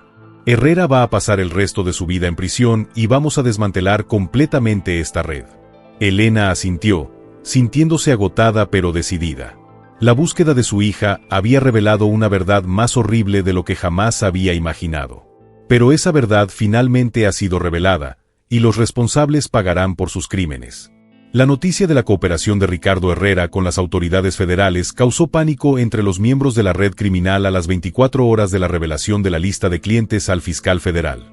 3 de los involucrados intentaron huir del país. El senador Roberto Aguirre fue arrestado en el Aeropuerto Internacional de la Ciudad de México cuando intentaba abordar un vuelo privado a España. Llevaba 2 maletas llenas de dinero en efectivo y documentos falsos. El empresario Carlos Montemayor logró cruzar la frontera hacia Estados Unidos, pero fue arrestado por agentes del FBI en Houston gracias a una alerta internacional emitida por las autoridades mexicanas.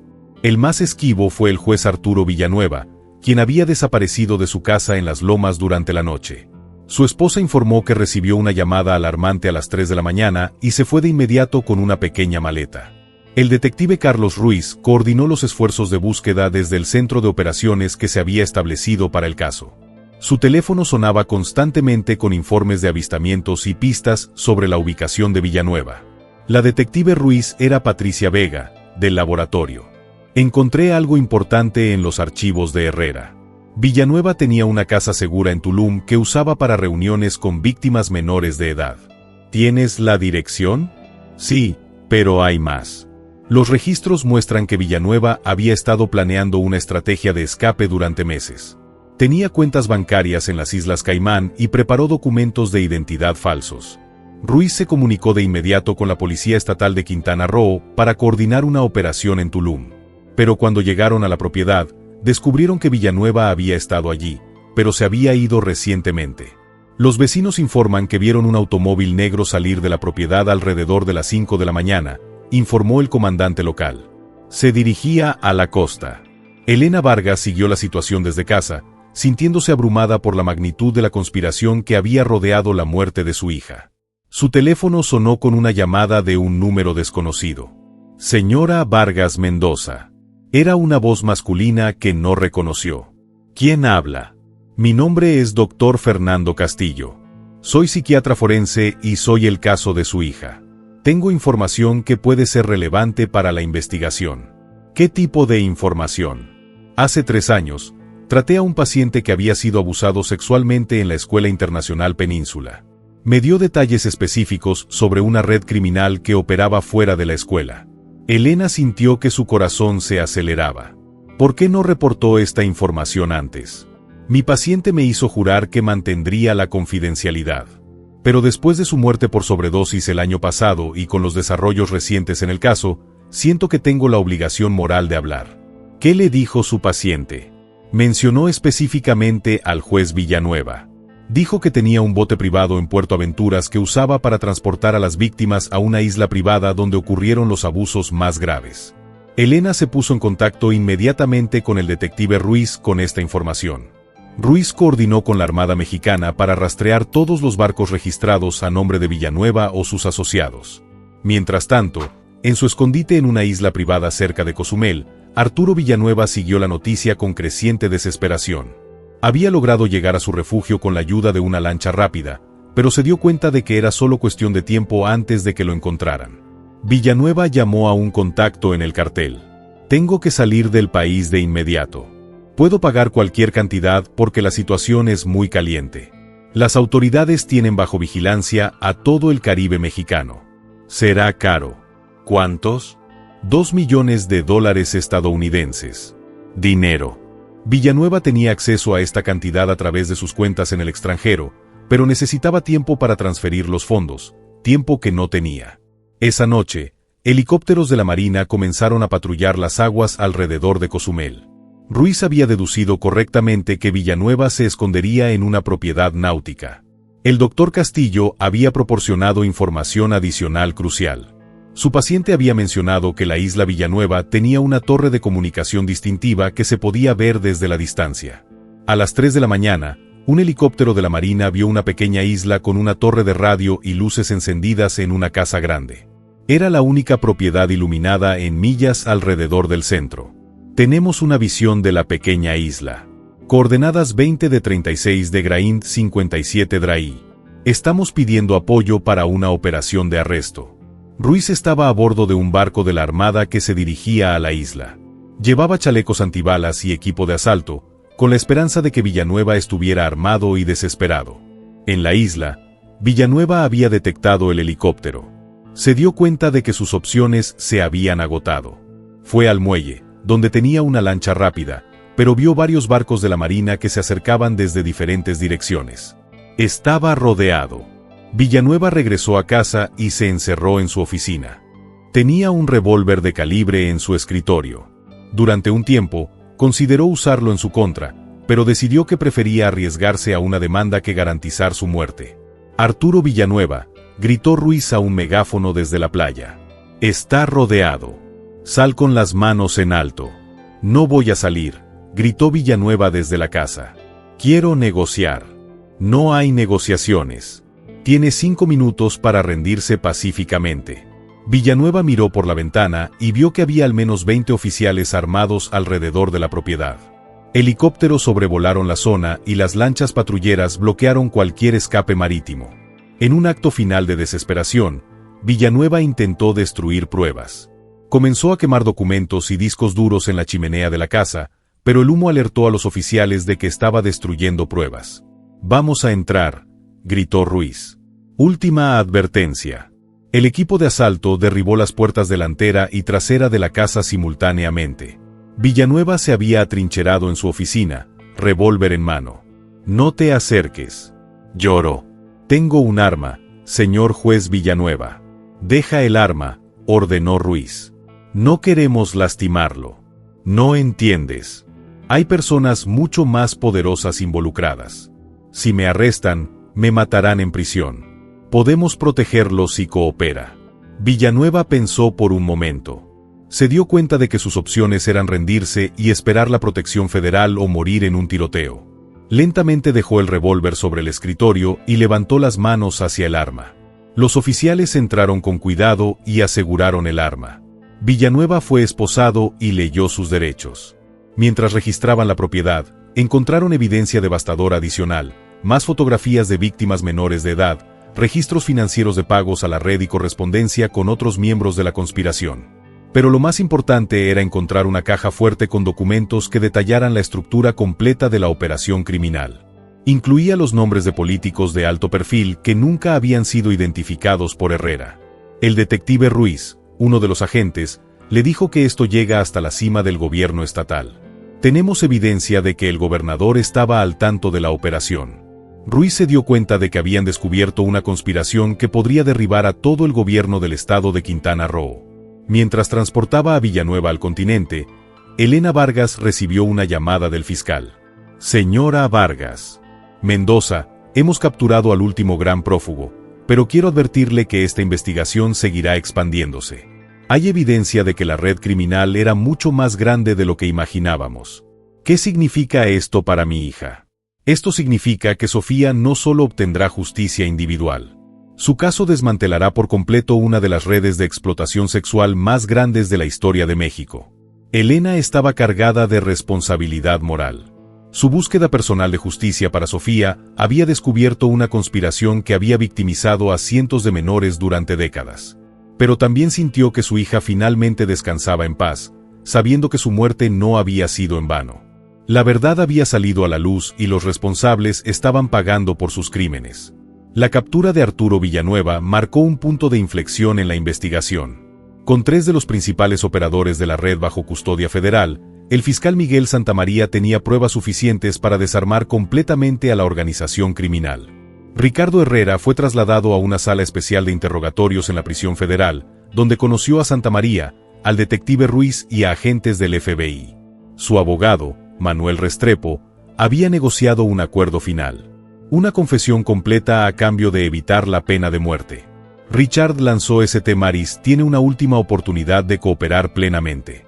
Queremos nombres, fechas, métodos, lugares, todo. Herrera, visiblemente deteriorado después de meses en prisión, asintió lentamente. Entiendo. Te lo contaré todo desde el principio. ¿Cuándo comenzó la operación?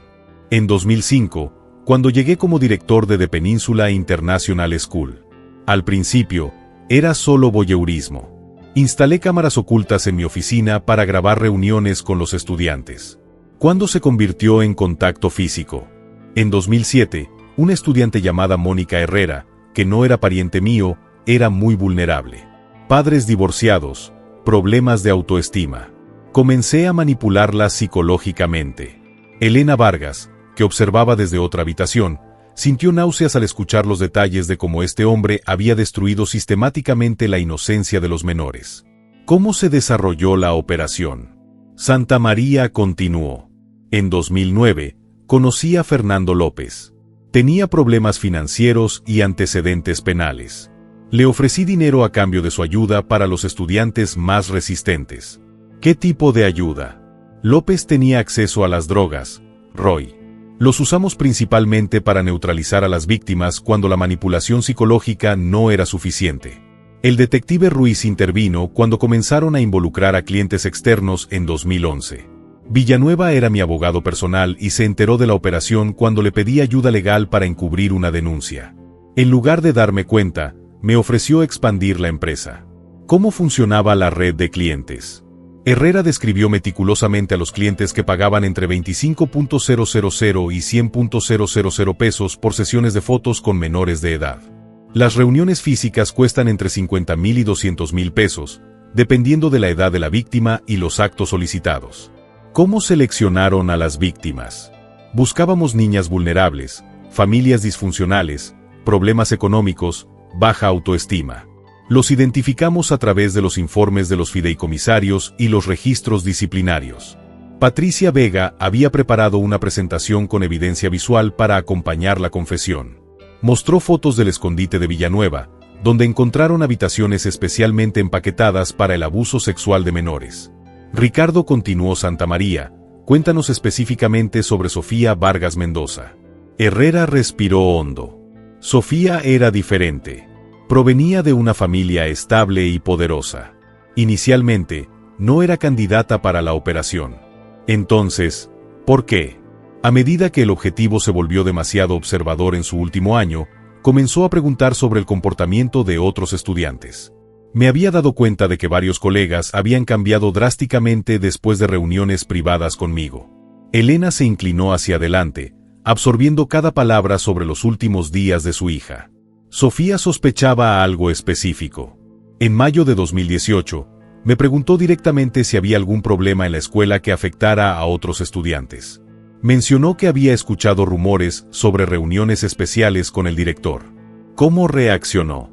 Le dije que eran chismes sin fundamento, pero me di cuenta de que Sofía era una amenaza. Si comenzaba a investigar oficialmente o a hablar con sus padres, podría revelar toda la operación. Ruiz sintió una ira creciente. ¿Así que decidiste eliminarlo? No al principio. Primero traté de involucrarlo psicológicamente en la historia de la investigación europea. Pensé que si lograba manipularla como los demás, se convertiría en una cómplice silenciosa. Pero ella se resistió. Sofía era mentalmente más fuerte que las otras víctimas. Cuando intenté besarla durante nuestra última reunión, me empujó y amenazó con denunciarme de inmediato a sus padres y a la policía. Y luego la mató.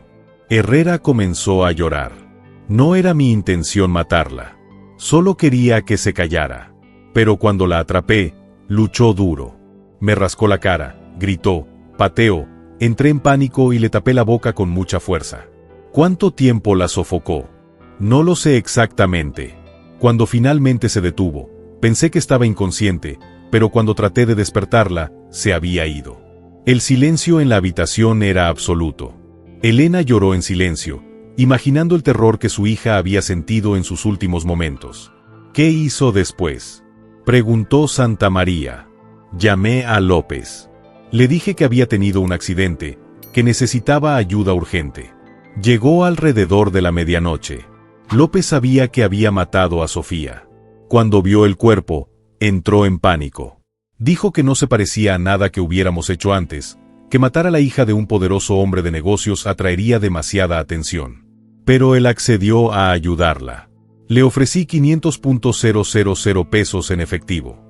También le recordé que fue cómplice de años de crímenes. Si yo caía, él caía conmigo. ¿Cómo escondieron el cuerpo?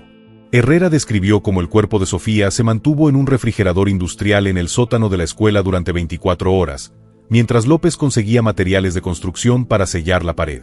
¿Por qué guardaron la maleta? Mientras tanto, López sugirió que si se encontraba el cuerpo, la maleta podría plantarse en otro lugar para enturbiar la investigación. Pero cuando la investigación inicial se cerró como una fuga voluntaria, decidimos mantenerla sellada. Patricia mostró fotografías forenses de los restos de Sofía. Ricardo abusó sexualmente del cuerpo después de su muerte.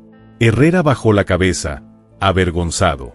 Sí, López me dijo que, dado que Sofía estaba muerta, podía usar el cuerpo para fotos que había interactuado con clientes.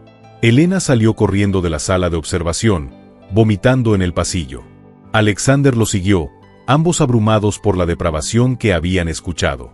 ¿Quién más sabía sobre el asesinato de Sofía? Santa María continuó. Villanueva sospechaba. Unos días después del crimen, me preguntó por qué estaba tan nervioso cuando le conté lo que había sucedido. Me ayudó a fabricar coartadas y a dirigir mi investigación hacia teorías de la huida voluntaria. ¿Sabía esto el senador Aguirre? No al principio. Pero meses después, López se emborrachó y se lo dijo durante una sesión con un menor. Aguirre vio esto como una oportunidad para chantajear a mi familia y comenzó a exigir acceso gratuito a las víctimas. ¿Quién más estuvo involucrado en el encubrimiento? Carlos Montemayor financió el depósito a López. Joaquín Morales, del Ministerio de Educación, ayudó a falsificar registros escolares para borrar las pruebas de las víctimas.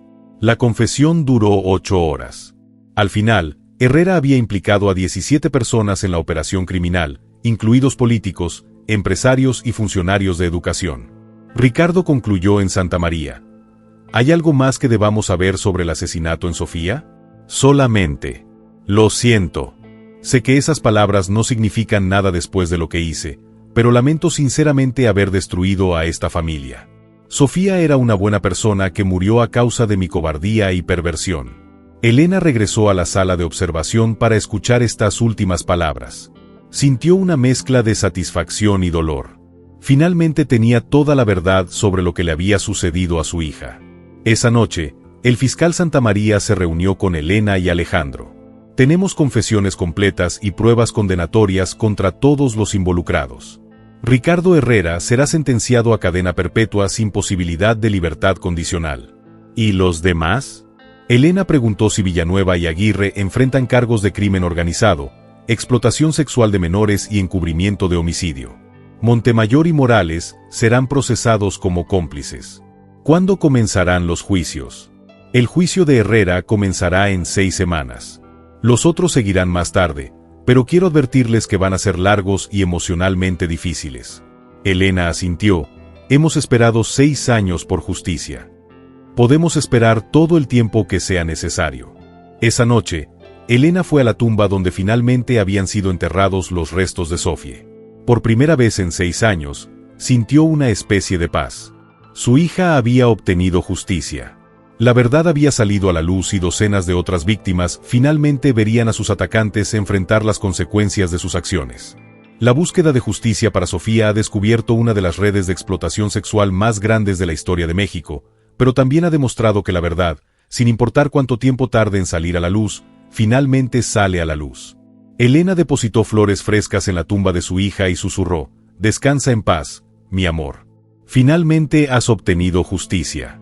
6 meses después de la confesión completa de Ricardo Herrera, el Tribunal Federal de Cancún se preparaba para uno de los juicios de más alto perfil en la historia judicial de México. Elena y Alejandro Vargas Mendoza se sentaron en la primera fila de la galería pública, acompañados por más de 30 familias de otras víctimas identificadas durante la investigación. El fiscal federal Miguel Santamaría había construido un caso condenatorio contra Herrera. La evidencia ocupaba 12 cajas de archivos, incluidas más de 50 fotografías y videos, testimonios de 80 víctimas y evidencia forense que vinculaba directamente a Herrera con múltiples crímenes. Señoras y señores miembros del jurado, Santamaría comenzó con su discurso de apertura. Durante las próximas semanas, escuchará sobre una conspiración criminal que operó durante 15 años bajo la fachada de una institución educativa respetada.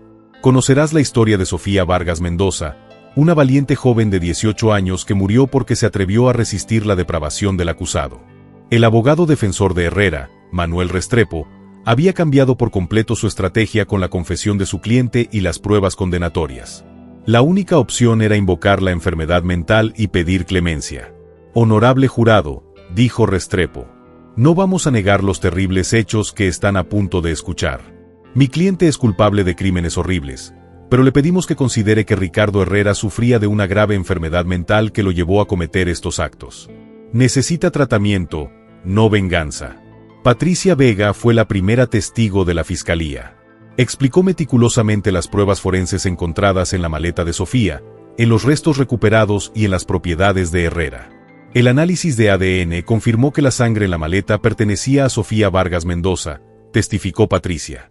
También encontramos el ADN del acusado en las fibras de la ropa de la víctima y las telas debajo de las uñas de la víctima, consistente con una lucha violenta. El detective Carlos Ruiz testificó sobre la línea de tiempo de la investigación y cómo la evidencia había llevado gradualmente a Herrera. La maleta sellada en el sótano fue el punto de inflexión, explicó Ruiz. Una vez que tuvimos evidencia física, pudimos reconstruir toda la secuencia de eventos en la noche del 15 de junio de 2018. Pero el testimonio más impactante provino de las víctimas sobrevivientes. Carla Méndez, ahora de 24 años, fue la primera en testificar. Usó su posición de autoridad para hacerme sentir especial. Luego, introdujo gradualmente elementos sexuales en nuestras conversaciones. Cuando finalmente trató de agredirme físicamente, logré escapar, pero durante años pensé que era mi culpa. Andrea Solís, otra sobreviviente, describió un patrón similar de manipulación psicológica seguida de agresión sexual. Herrera tenía un sistema perfecto, dijo Andrea. Identificó a las niñas más vulnerables, las aisló de sus familias y las condicionó gradualmente para que aceptaran comportamientos inapropiados. Cuando finalmente cometió el abuso, las víctimas ya estaban tan manipuladas que no sabían cómo buscar ayuda. El testimonio más desgarrador es el de María Fernández, madre de Lucía Fernández, quien se suicidó después de ser víctima de Herrera. Mi hija cambió por completo después de sus reuniones con el director, testificó María. Llanto. Se encerró en sí misma. Dejó de comer. Tenía pesadillas constantes. Cuando traté de buscar ayuda psicológica, se negó a hablar sobre lo que había sucedido. El secreto la mató por dentro hasta que no pudo soportarlo más. Elena Vargas fue llamada como testigo en el 5º día del juicio. Su testimonio se centró en los últimos días de Sofía y en cómo la familia había descubierto la verdad sobre su desaparición. Sofía era una joven fuerte e inteligente, testificó Elena. Si hubiera sabido que estaba en peligro, habría hecho cualquier cosa para protegerla. Pero Herrera era una figura respetada en la comunidad. Nunca sospechamos que esto podría ser una amenaza para nuestros hijos.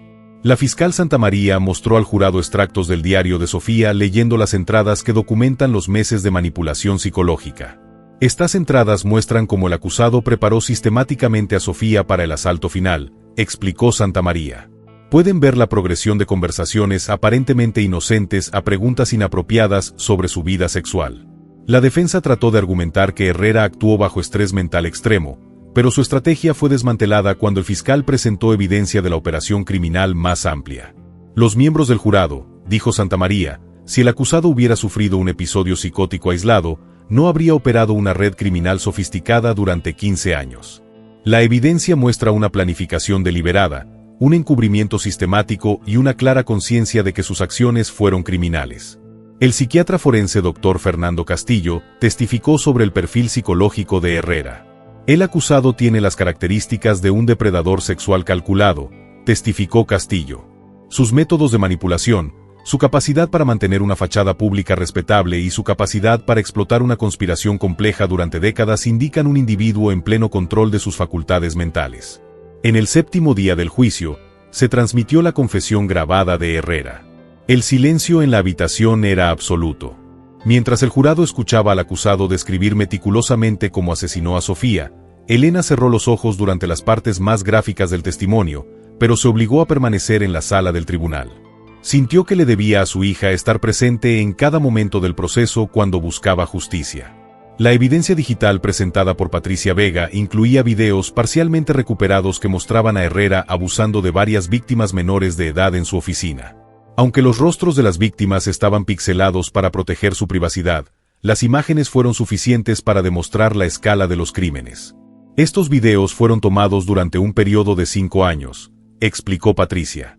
El acusado había instalado cámaras ocultas para documentar sus crímenes, tal vez para chantajearlos más tarde o para venderlos a otros delincuentes. El testimonio de Fernando López fue presentado a través de declaraciones grabadas. Antes de su muerte, López había descrito su papel en la operación y, más específicamente, su participación en el encubrimiento del asesinato de Sofía. López confirmó que había ayudado a construir el muro falso donde escondieron el cuerpo, leyó el fiscal. También admitió haber recibido pagos mensuales de Herrera para guardar silencio sobre el crimen. En el 10º día del juicio, los fiscales presentaron pruebas financieras que mostraban cómo Herrera había financiado la operación criminal y pagado sobornos para guardar silencio. Los registros bancarios muestran transferencias regulares a Fernando López, pagos a funcionarios corruptos y gastos en equipos fotográficos y drogas utilizadas para neutralizar a las víctimas, dijo el contador forense Pedro Ramírez. La defensa hizo un último esfuerzo, argumentando que Herrera merecía ser considerado por su cooperación con las autoridades. Mi cliente proporcionó información que condujo al desmantelamiento de una red criminal más grande, argumentó Restrepo. Su cooperación condujo al arresto de 17 coconspiradores y trajo justicia a docenas de víctimas adicionales. Pero el fiscal Santamaría contraatacó. Por supuesto, el acusado solo cooperó cuando se enfrentó a pruebas abrumadoras y la posibilidad de la pena de muerte. Su cooperación fue un acto de autopreservación, no un remordimiento genuino. Durante los argumentos finales, Santamaría presentó un resumen devastador del caso. Sofía Vargas Mendoza era una joven de 18 años que tenía toda la vida por delante. Tenía la intención de estudiar Derecho Internacional. Quería marcar la diferencia en el mundo. Su vida fue brutalmente truncada porque se atrevió a resistir la depravación del acusado. Ricardo Herrera no solo mató a Sofía, sino que destruyó la vida de docenas de mineros en el transcurso de 15 años de crímenes sistemáticos. Elena se sintió valorada cuando Santamaría demandó este caso. No se trata solo del asesinato de una joven. Este es un sistema de abuso que ha estado operando durante años bajo nuestras narices. Se trata de cómo las figuras de autoridad pueden aprovechar la confianza de las familias para victimizar a los más vulnerables. La defensa hizo un último intento de humanizar a Herrera. Ricardo Herrera fue un educador respetado que perdió el rumbo debido a una enfermedad mental. Sus crímenes son inexcusables, pero merece la oportunidad de ser tratado y redimido. Después de 12 días de testimonios, el caso fue asignado al jurado. Elena y Alejandro esperaron nerviosos durante 6 horas mientras el jurado de 12 miembros deliberaba. Cuando finalmente regresaron, el presidente del jurado se puso de pie para anunciar el veredicto. En el caso del Estado de México contra Ricardo Herrera por asesinato en primer grado de Sofía Vargas Mendoza, encontramos culpable al acusado. Elena rompió a llorar de alivio. Después de 6 años de búsqueda, su hija obtuvo justicia. El jurado también encontró a Herrera culpable de 18 cargos adicionales de pedofilia, explotación sexual y crimen organizado. Durante la fase de sentencia, el juez Fernando Morales pronunció las palabras que Elena había estado esperando escuchar durante 6 años. Ricardo Herrera lo condenó a cadena perpetua sin posibilidad de libertad condicional por el asesinato de Sofía Vargas Mendoza, así como a 200 años adicionales por delitos relacionados. Elena sintió que finalmente se había quitado un gran peso de encima. Sofía podría descansar en paz. La justicia había prevalecido. 2 años después del veredicto contra Ricardo Herrera, Elena Vargas Mendoza se encontraba en el auditorio principal del Centro de Convenciones de Cancún. Fue invitada como oradora principal en la primera Conferencia Nacional sobre la Prevención del Abuso Sexual Infantil en las Instituciones Educativas. Los juicios de los coconspiradores habían terminado 6 meses antes. Arturo Villanueva fue sentenciado a 60 años de prisión, el senador Roberto Aguirre a 40 años, Carlos Montemayor a 30 años y Joaquín Morales a 25 años. Todos los verdugos de la red criminal finalmente se han encontrado tras las rejas. Damas y caballeros, Elena comenzó su discurso frente a una audiencia de educadores, padres y funcionarios gubernamentales. Mi hija Sofía Vargas Mendoza fue asesinada hace 8 años porque se atrevió a resistir a un depredador que abusó de su posición de autoridad. Pero su muerte no fue en vano si logramos evitar que su historia evitara que otros mineros sufrieran el mismo destino. Elena había convertido su dolor en acción. Junto a Alejandro, creó la Fundación Sofía Vargas Mendoza para la protección de menores en instituciones educativas. La Fundación había implementado con éxito nuevas leyes federales que requerían verificaciones de antecedentes más exhaustivas de los empleados de la educación y sistemas obligatorios de informes para comportamientos sospechosos. El caso de mi hija ha expuesto las fallas sistemáticas de nuestro sistema educativo, continuó Elena. Durante 15 años, Ricardo Herrera dirigió una red criminal bajo la fachada de una institución respetada. Esto fue posible porque no contamos con mecanismos adecuados de supervisión y protección. El público estuvo presente en la audiencia, en presencia del detective Carlos Ruiz, quien había sido ascendido a comandante y ahora dirigía una unidad especializada en delitos contra menores. Patricia Vega, quien había recibido reconocimiento nacional por su trabajo forense en el caso, también estuvo presente. Las reformas implementadas a través del caso de Sofía incluyen la obligatoriedad de cámaras de seguridad en todas las oficinas administrativas de las escuelas, la prohibición de reuniones privadas sin supervisión entre adultos y menores, y programas de educación sexual que enseñan a los niños a identificar comportamientos inapropiados, dijo Elena. El doctor Fernando Castillo, el psiquiatra forense que había ayudado a desenmascarar la red, también estuvo presente. Había desarrollado programas de capacitación para educadores sobre cómo identificar signos de abuso sexual en los estudiantes. Una de las lecciones más importantes del caso de Sofía es que los depredadores sexuales a menudo se camuflan como figuras respetables en la comunidad, dijo Castillo. Durante su presentación, Herrera fue considerado un educador ejemplar, lo que le permitió operar durante años sin despertar sospechas. Elena había mantenido correspondencia con muchas de las víctimas sobrevivientes de Herrera. Carla Méndez ahora trabaja como abogada especializada en derechos de los niños. Andrea Solís tenía una maestría en psicología y había trabajado con víctimas de abuso sexual. Ver cómo estas valientes jóvenes han convertido su trauma en un propósito me da esperanza, compartió Elena. Son la prueba de que es posible sanar y crear un cambio positivo después de experiencias devastadoras. Miguel Santamaría, el fiscal federal que había liderado el enjuiciamiento de la red criminal, había sido ascendido a fiscal general del estado. Su oficina había procesado con éxito más de 100 casos relacionados con la explotación sexual de menores en los 2 años posteriores al caso de Sofía. El caso Vargas Mendoza ha cambiado fundamentalmente la forma en que investigamos y procesamos los delitos contra menores en México, dijo Santamaría en la conferencia. Nos enseñó que debemos buscar tendencias más amplias cuando encontramos evidencia de abuso sexual, ya que estos rara vez son delitos aislados. Elena visitaba regularmente la tumba de Sofía en el cementerio Jardines de Paz en Cancún. Había instalado una placa de bronce en la que se podía leer Sofía Vargas Mendoza 2018. Su valentía sacó a la luz la verdad y protegió a otros mineros. Sofie, le dijo Elena durante su última visita, tu muerte reveló una red de maldad que había operado en secreto durante años. Gracias a su resistencia, docenas de otros delincuentes están en la cárcel y cientos de menores están más seguros.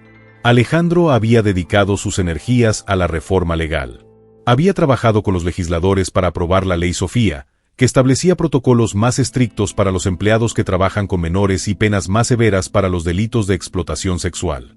La ley exige que todas las instituciones educativas implementen sistemas de transparencia que imposibiliten que situaciones como la de Herrera no vuelvan a ocurrir, explicó Alejandro en una entrevista con medios nacionales. La Escuela Internacional Península ha sido completamente reestructurada. Un nuevo equipo directivo ha implementado todas las reformas sugeridas por la Fundación Sofía. La escuela ahora sirve como modelo nacional para la protección de menores en entornos educativos. Hemos transformado el lugar donde murió Sofía en un símbolo de protección y transparencia, dijo Elena. Todos los estudiantes que se gradúen de esta escuela estarán a salvo gracias al sacrificio de mi hija. Patricia Vega había creado un laboratorio forense especializado en delitos contra menores. Su trabajo en el caso de Sofía resultó en mejoras tecnológicas que han llevado a la resolución de docenas de casos similares en todo el país. La evidencia forense que recuperamos en el caso Herrera sirvió como modelo para investigaciones similares, explicó Patricia. Hemos podido identificar patrones y técnicas que nos ayudan a resolver casos más rápido. Durante la conferencia, Elena recibió el Premio Nacional de Derechos Humanos por su trabajo en el campo de la protección de la infancia. En su discurso de aceptación, dedicó este reconocimiento a Sofía y a todas las víctimas de abuso sexual. Este premio no es mío, dijo Elena. Pertenece a mi hija Sofía, quien pagó el precio más alto por enfrentarse a la injusticia. Pertenece a todas las víctimas que han encontrado el coraje de hablar, y pertenece a los investigadores, fiscales y legisladores que han trabajado incansablemente para crear un sistema que proteja mejor a nuestros niños. El comandante Ruiz había establecido un protocolo nacional para investigar las desapariciones de menores. El protocolo de Sofía exigía que todas las desapariciones fueran tratadas como posibles secuestros u homicidios desde el primer día, eliminando el tradicional periodo de espera. Sofía desapareció un viernes por la noche, pero la investigación seria no comenzó hasta el lunes, dijo Ruiz. Las 72 horas perdidas podrían haber marcado la diferencia entre rescatar a una víctima viva y recuperar un cuerpo. Elena había escrito un libro sobre su experiencia, llamado En busca de Sofía, una madre busca justicia. Todas las ganancias del libro se donaron a organizaciones que trabajan en la prevención del abuso sexual infantil. Escribir el libro fue doloroso pero necesario, explicó Elena. Quería que otras familias entendieran las señales de advertencia que no vimos. Quería que supieran que es posible sobrevivir a una pérdida tan devastadora y encontrar un propósito en el dolor. En el 8º aniversario de la desaparición de Sofía, Elena celebró una ceremonia conmemorativa en el lugar donde se encontró la maleta de su hija. Asistieron cientos de personas, incluidas víctimas, sobrevivientes, familias afectadas y funcionarios gubernamentales. Sofía quería estudiar Derecho Internacional para marcar la diferencia en el mundo, dijo Elena en la ceremonia. Aunque su vida fue brutalmente truncada, su muerte condujo a cambios legales que protegerían a miles de mineros. En cierto modo, ha cumplido su sueño de marcar la diferencia. El Dr. Castillo había documentado el caso en un estudio académico que ahora se está utilizando en universidades de todo el mundo para capacitar a profesionales en la identificación y prevención del abuso sexual en instituciones. El caso de Sofía nos ha enseñado que los depredadores más peligrosos suelen ser aquellos en posiciones de confianza y autoridad, escribió Castillo. También nos mostró la importancia de escuchar a las víctimas y tomar en serio cualquier acusación de comportamiento inapropiado. Elena ha mantenido contacto regular con las familias de las otras víctimas. Habían formado un grupo de apoyo que se reunía mensualmente para compartir experiencias y trabajar en iniciativas de prevención. Ninguna familia debería tener que pasar por lo que nosotros pasamos, decía Elena a menudo, pero si nuestro dolor puede evitar que otros sufran, entonces encontramos significado en nuestra pérdida. La fiscal Santamaría ha creado una unidad especializada que investiga exclusivamente las redes de explotación sexual en instituciones educativas. En 2 años, habían desmantelado 12 fincas similares a la de Herrera. El caso de Sofía nos ha abierto los ojos a la prevalencia de este tipo de crimen organizado, explicó Santamaría. Ahora sabemos qué buscar y cómo investigar estos casos de manera más efectiva. En su última visita a la tumba de Sofía, antes del 10º aniversario de su desaparición, Elena trajo una rosa blanca y una carta. Mi querida Sofía, leyó en voz alta. Han pasado 10 años desde que te fuiste, pero tu legado crece cada día. Tu resistencia a esa terrible noche reveló una red de maldad que había estado funcionando en secreto durante años. Gracias a su valentía, docenas de delincuentes están en prisión, cientos de menores están más seguros y las leyes han cambiado para proteger mejor a los niños. Elena colocó la rosa en la tumba y continuó. No pasa un día sin que piense en ti, sin que me pregunte qué habrías logrado si hubieras vivido. Pero también sé que has logrado algo extraordinario. Tu muerte no fue en vano. Has salvado a otros niños y has cambiado el mundo. Al salir del cementerio, Elena sintió una paz que no había conocido en años. La búsqueda de justicia de Sofía había terminado, pero su legado continuaría protegiendo a los mineros durante generaciones. Sofía Vargas Mendoza había muerto a la edad de 18 años, pero su impacto en el mundo apenas comenzaba. Su nombre siempre estará asociado con la protección de menores y la búsqueda incansable de justicia. La joven que había querido estudiar Derecho para cambiar el mundo había logrado hacer precisamente eso, incluso después de su muerte. Su historia es de tragedia, pero también de triunfo. De dolor, pero también de propósito. De muerte, pero también de un legado eterno de protección y justicia. Elena sabía que Sofía finalmente estaba en paz, sabiendo que su sacrificio había protegido a otros y cambiado el mundo para mejor. La justicia había prevalecido y el legado de Sofía Vargas Mendoza viviría para siempre.